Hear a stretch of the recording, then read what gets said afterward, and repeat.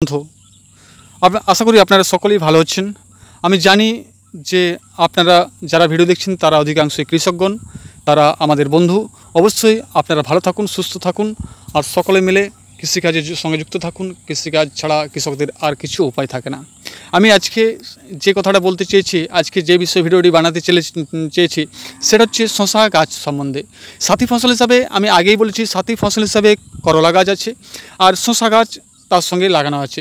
অর্থাৎ শশা গাছের সঙ্গে করলা গাছ কীভাবে লাগানো আছে আর কিভাবে গাছের এই মাচা তৈরি করা হচ্ছে আপনারা দেখুন, সুন্দরভাবে দেখুন। এই গাছটা অ্যাকচুয়ালি অত্যন্ত কম খরচের মাধ্যমে তৈরি করা হয়েছে। আপনারা ভাববেন এত বৃষ্টির মাধ্যমের মধ্য দিয়ে, এত বৃষ্টির মাধ্যমের মধ্য দিয়ে কীভাবে এত সুন্দর কম খরচের মধ্যে হয়। ভাবনাটা আপনাদের যদিও খারাপ নয়, তবু আমি বলবো যে হ্যাঁ বন্ধু, অত্যন্ত কম খরচের মাধ্যমে এই শশা গাছটা তৈরি করা হয়েছে।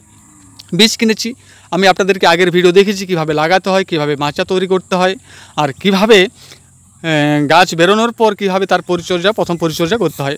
যাই হোক, আমি প্রথম থেকে আরেকবার বলে দিচ্ছি। দেখুন এই ভিডিওটা, এই গাছটা হচ্ছে প্রথমে গাছ বেরোনোর পর শুধুমাত্র গাছের ছোট অবস্থায় গাছে যে সমস্ত পোকাগুলো লাগে, অর্থাৎ গোড়া পচাও যে লাগে পোকা এবং কীটনাশক এবং ছত্রাকনাশক হিসাবে স্প্রিন্ট পাউডার ইউজ করেছিলাম। স্প্রিন্ট পাউডার, যে পাউডারটা আছে কার্বনডাজিম এবং ম্যানকোজেব, সিস্টেমিক এবং কন্ট্যাক্ট ফাঙ্গিসাইড হিসাবে ওই ফাঙ্গিসাইডটি অর্থাৎ স্প্রিন্ট পাউডারটি কাজ করে। এটা এখন অবধি কোনো দামি ফাঙ্গিসাইড ব্যবহার করিনি, কোনো দামি ফাঙ্গিসাইড এখন অবধি কোনো ব্যবহার করিনি। আপনারা হয়তো ভাবলেও অবাক হবেন যে এত সুন্দর গাছের মধ্যে এখনও উন্নত মানের কেন ফাঙ্গিসাইড ব্যবহার করেনি। হ্যাঁ, এরপরে করব, কারণ ছোট অবস্থায় স্প্রিন্ট পাউডার কিংবা সাব পাউডার কিংবা কার্বনডাজিম ম্যানকোজেব গ্রুপের যে কোনো ফাঙ্গিসাইড অর্থাৎ ছত্রাকনাশক ব্যবহার করলে আপনাদের হবে শশা গাছ, ঝিঙা গাছের ক্ষেত্রে। কিন্তু আপনি যদি প্রথম থেকে অত্যাধিক পরিমাণে টাকা খরচা করে দেন দামি দামি ফাঙ্গিসাইড, দামি দামি কীটনাশক দিয়ে, তাহলে আপনার শশা গাছের শশা ফলানোর পর আপনার যে আয় থাকবে সেটা কিন্তু আপনি চোখে দেখতে পাবেন না, কারণ আপনার খরচা প্রচুর হয়ে যাবে। সেক্ষেত্রে আপনি কোনো লাভের অংশ দেখতে পাবেন না। তাই বন্ধু, আমি এই যে সমস্ত কৃষকদের জন্য ভিডিওগুলো বানাই সেগুলো হচ্ছে অত্যন্ত কম খরচের মাধ্যমে সুস্থ সবল গ্রোথ সম্পন্ন গাছ যাতে তৈরি করে।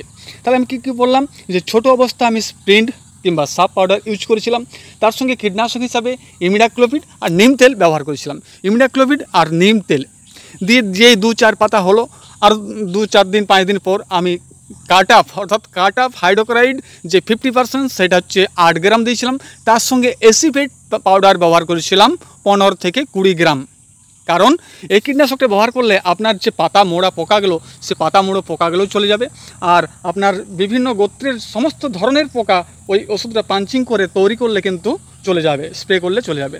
কাট আপ হাইড্রোক্লোরাইড যদি আপনি বেশি দিয়ে দেন তাহলে সেক্ষেত্রে গাছের ক্ষতি হতে পারে, রোদের সময় ব্যবহার করা চলবে না। ঠিক আছে। তৃতীয় স্প্রে করেছিলাম আমি এই যে অ্যাসিটাপিমিড ব্যবহার করেছিলাম, তার সঙ্গে স্প্রিন্ট পাউডার ব্যবহার করেছিলাম ছত্রাকনাশক হিসাবে। অতিরিক্ত বৃষ্টি হচ্ছিল, সে অতিরিক্ত বৃষ্টির জন্য গোড়া যাতে না পচে, গোড়া না পচন ধরে, কাণ্ডে না পচন ধরে, তার জন্য আমি ব্যবহার করেছিলাম থাইফেনাইট মিথাইল, যেটা রোকো বলা হয়, সেই রোকো আমি ব্যবহার করেছিলাম মাঝখানে। এবার চতুর্থ স্প্রেকে কী করলাম, চতুর্থ স্প্রে করলাম আমি এক ধরনের বায়ো কীটনাশক অর্থাৎ বায়ো পেস্টিসাইড, যাতে এই সাইডে এই গাছের ডগার মধ্যে যাতে ওই চুলচুলি পোকা, যাকে আমরা থিপস বলি, থিপস এবং সাদামাছি যাতে না লাগে, এক ধরনের বায়ো পেস্টিসাইড ব্যবহার করেছিলাম। অবশ্যই দেখুন বন্ধু, আমার গাছের মধ্যে কোনো সাদা মাছি দেখতে পান না, এমনকি আর কোনো চুলচুলি পোকাও দেখতে পাবেন না। দেখতে পেয়েছেন? কোনো চুলচুলি পোকাও দেখতে পাবেন না। এই সমস্ত স্প্রে করার কারণে এত সুন্দর গাছ হয়েছে। আপনি বলুন কত কম খরচার মাধ্যমে এটা হয়েছে। গাছের মধ্যে জালি চলে আসছে, ফুল চলে এসছে, আপনারা হয়তো দেখতে পাচ্ছেন ফুল জালি সকলেই চলে এসছে। দেখুন, আমি হয়তো সামনে আমি হয়তো ফ্রন্টে ক্যামেরা করে আমি ভিডিও বানাতে পারতাম, কিন্তু তখন ক্যামেরা ধরার মতো বর্তমানে এই মাঠের মধ্যে কেউ নেই। তাই আমি আপনাকে বলছি যে এইরকমভাবে যদি আপনারা কৃষিকাজ করে থাকেন এইরকমভাবে, তাহলে আপনাদের লাভের সংখ্যা প্রচুর হবে, এমনকি খরচের সংখ্যা অত্যন্ত কম হবে, আর তা থেকে আপনারা অত্যাধিক পরিমাণে টাকা রোজগার করতে পারবেন। এই যে সাথী ফসল হিসাবে শশা এবং করলা, এটা চতুর্থ কিংবা পঞ্চম স্প্রে। আজকে স্প্রে করলাম কি জানেন তো?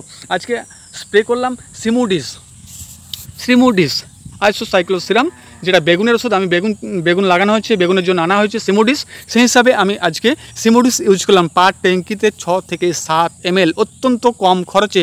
এতে আপনার থিপস চলে যাবে, থিপস, মাকড়, অনেক ধরনের পোকা চলে যাবে, সাদামাছিটা কিন্তু যাবে না। যাক, যদিও আমি দেখলাম যে আমার গাছের মধ্যে সাদামাছি কোনো নেই, তাই আমি সাদামাছি হিসাবে আমি অন্য কিছু দিলাম না, আমি শুধুমাত্র ওই সিমোডিসটা ইউজ করলাম, সিনজেন্টা কোম্পানির সিমোডিস। এটা ইউজ করলে কি হবে যে এই ডগার মধ্যে যে চুলচুলি পোকা বা থিপস থাকে, সেই থিপসটা কিন্তু হেঁটে যাবে, এমনকি মাকড়ও পর্যন্ত দেখা যাবে না। অত্যন্ত কম খরচা, অত্যন্ত কম খরচের মাধ্যমে, অত্যন্ত কম ডোজে, প্রায় 6 থেকে 7 ml পার 15 লিটার ট্যাঙ্কে ব্যবহার করলেই হবে। সেই হিসাবে আমি আজকে এটি স্প্রে করলাম। আপনি দেখেন যে করলা গাছ এই যে লত দিচ্ছে, এই দেখুন লত নিয়ে নিয়েছে, লতগুলো তোলা হয়নি। বর্তমানে ধান চাষ, অন্যান্য অনেক ধরনের চাষ আছে, সেসব চাষের কারণে সময়ের দিতে পারছি না, আর এই কারণেই এই সমস্ত গাছগুলোর যত্ন খুব একটা দিতে পারিনি। যত্ন না দেওয়া সত্ত্বেও আমি আপনাদেরকে এত সুন্দর গাছ দেখাতে পাচ্ছি। এই দেখুন করলা গাছ কত সুন্দর, এই দেখুন করলা গাছ। এই যে সাথী ফসল হিসাবে শশা ঠিক শেষ হবে, শশা ঠিক শেষের মুখে, সেই সময় এই কিন্তু গাছটা আস্তে আস্তে বেড়ে উঠবে, বেড়ে উঠেছে, এমনকি ধরতে আরম্ভ করবে। কিছু গাছ বেরোয়নি, অত্যাধিক বৃষ্টির সময় ভাসিয়ে দিয়েছিল, তাই পরে আমি এই গাছগুলো লাগিয়েছি। আর এই সমস্ত ভিডিওগুলো যদি আপনারা পেতে চান, তো অবশ্যই আপনাদেরকে নিত্যান্ত কৃষি চ্যানেলটি সাবস্ক্রাইব করতে হবে। অনেকে বলে শশা গাছ মাচায় উঠলে কুঠে হয়ে যায়, কিন্তু দেখুন বন্ধু, এই শশা গাছগুলো একটাও গাছের কোনো ফল্ট হচ্ছে, একটা গাছ কোনো সাহেব কিংবা কোনো মানে মোজাইক ভাইরাস কিংবা অন্য কোনো কিছু দেখতে পেয়েছেন? তাহলে আমি পঞ্চম স্প্রে অবধি বলে দিলাম, আজ অবধি এটা 5 বার স্প্রে করা হয়েছে। 5 বার স্প্রে করে এই গাছটি সম্পূর্ণ মাচায় উঠে গেছে, এমনকি সঠিক চেহারা সম্পন্ন, গ্রোথ সম্পন্ন চেহারা নিয়েছে। গাছের গোড়ায় কী কী খাবার দিচ্ছে, আমি খাবার দেওয়া হয়েছে, সে সমস্ত বিষয় আমি পরে ভিডিও বানাবো। তা অবশ্যই আপনার এই অত্যন্ত কম খরচের মাধ্যমে যে কীটনাশকগুলো বললাম, আপনারা যদি ভুলে যান তো অবশ্যই আমাকে কমেন্ট করুন কোন সময়ে কোন কীটনাশক দেবেন। অবশ্যই আপনাদের চাষের মাধ্যমে আপনারা সাকসেস অর্জন করতে পারবেন, তাতে অত্যন্ত কম খরচে অত্যাধিক পরিমাণে টাকা রোজগার করতে পারবেন। এটি ঠিক করলাও বেরোবে, শশাও বেরোবে। আগে শশা ধরবে, তারপর কিছুদিন পর করলা ধরতে আরম্ভ করবে। তাহলে একটা মাচায় একবারে কার্তিক মাস অবধি এই ফল এখান থেকে আমি হারভেস্টিং করতে পারবো। এখান থেকে এই দুটি ফসল, অর্থাৎ সাথী ফসল এবং মানে শশার সঙ্গে সাথী ফসল হিসেবে যে কাল্লা এবং শশায় দুটোই মেলে প্রচুর টাকা যদি দাম থাকে, তো অত্যাধিক টাকা এই জমিটা থেকে আয় ইনকাম করা সম্ভব হবে। তো যদি ভিডিওটা ভালো লাগে তো অবশ্যই ভিডিওটি লাইক করবেন, আপনার বন্ধু বান্ধব কিংবা অন্যান্য কৃষক বন্ধুদের আপনি এই ভিডিওটি মানে শেয়ার করবেন। এমনকি আপনার যদি প্রয়োজন মনে হয় তো নিত্যান্ত কৃষিকে অবশ্যই সাবস্ক্রাইব করবেন, কারণ নিত্যান্ত কৃষি আপনার সহযোগিতার জন্য হাত বাড়িয়ে রেখেছে। আপনি যদি 1 পা এগোন, নিত্যান্ত কৃষি আপনার জন্য 10 পা এগোবে সহযোগিতা করার জন্য। যতটুকুন পারেন স্বতঃস্ফূর্তভাবে নিত্যান্ত কৃষি আপনাদেরকে সহযোগিতা করবে, তার জন্য কোনো চিন্তা নেই। তবে চ্যানেলটি অবশ্যই সাবস্ক্রাইব করে দিন। আর আগামী দিনে নতুন নতুন ভিডিও, তার জন্য খুব সুন্দর সুন্দর ভিডিও পেয়ে যাবেন। আমার ভিডিও খুব এডিটিং দেখতে পাবেন না, খুব মানে অত্যাধিক কোনো বাইরের কোনো কিছু দেখতে পাবেন না, যা নিজস্ব সম্পূর্ণ নিজের হাতে তৈরি করা এই সমস্ত ভিডিও। তো অবশ্যই সবাই আপনারা ভালো থাকুন, সুস্থ থাকুন। আপনারকে অসংখ্য ধন্যবাদ জানাচ্ছি সম্পূর্ণ ভিডিওটি দেখার জন্য। আর কি বলবো, আগামী দিনে যা স্প্রে করবো সেই সব সম্বন্ধে আমি আপনাদেরকে আগামী দিনে ভিডিও তৈরি করব। অবশ্যই ভালো থাকুন। ওকে।